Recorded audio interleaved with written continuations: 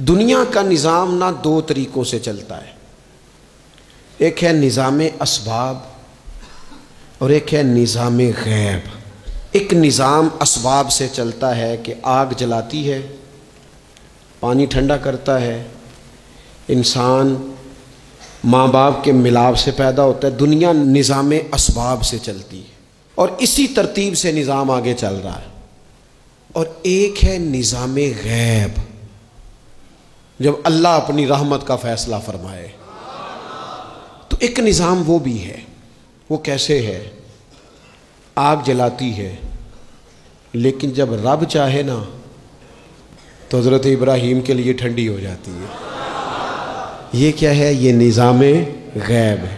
निज़ाम असबाब ये है कि माँ बाप के मिलाप से औलाद पैदा होती है, और अगर रब चाहे ना तो हज़रत ईसा अलैहिस्सलाम को बग़ैर बाप के भी पैदा फरमा देता है।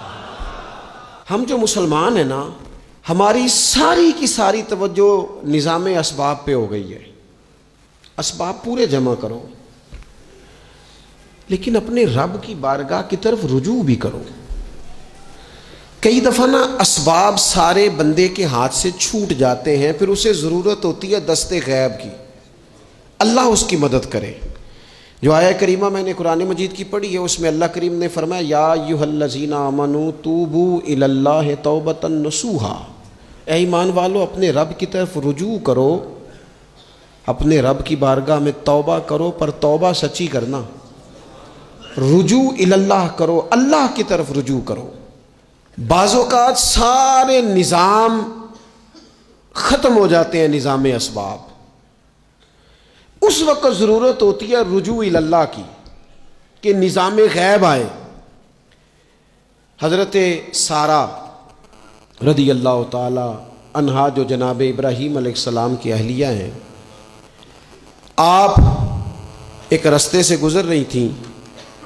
हज़रत इब्राहीम अलैहिस्सलाम आपके साथ थे। तो जिस रास्ते आप तशरीफ़ ले जा रहे थे, उस रास्ते में बादशाह बड़ा जालिम था। वो माज़अल्लाह ताला सुम्मा माज़अल्लाह औरतों को गिरफ़्तार कर लेता और अपनी बदबातनी का सबूत देता। वहाँ से जनाब सारा गुज़री। मुस्नद इमाम अहमद बिन हम्बल से ये हवाला अर्ज़ कर रहा हूँ। हज़रत सारा को उसने गिरफ़्तार कर लिया। जब वो जनाब सारा की तरफ बढ़ने लगा, तो अब वो जितने असबाब थे ना उस वक्त के, वो सारे इख्तियार किए गए, लेकिन उस बादशाह से जान नहीं छूटी। जब वो बढ़ने लगा तो जनाब सारा ने फिर रब करीम की तरफ रुजू किया, मुसल्ले पे बैठ गई, कहने लगी, मालिक अब तू ही करम फरमाने वाला है। आपने इस दर्द से दुआ फरमाई कि वो बादशाह ज़मीन पर बेहोश होकर गिरा और तड़पने लगा, करीब था कि वो मर जाए। तो हज़रत सारा फिर मुसल्ले पे बैठी और अपने मालिक की बारगाह में अर्ज़ करने लगी, मालिक अगर ये मर गया तो मुझ पे इल्ज़ाम आएगा कि मैंने मारा है, इसे मारना, बेहोश ही फरमा।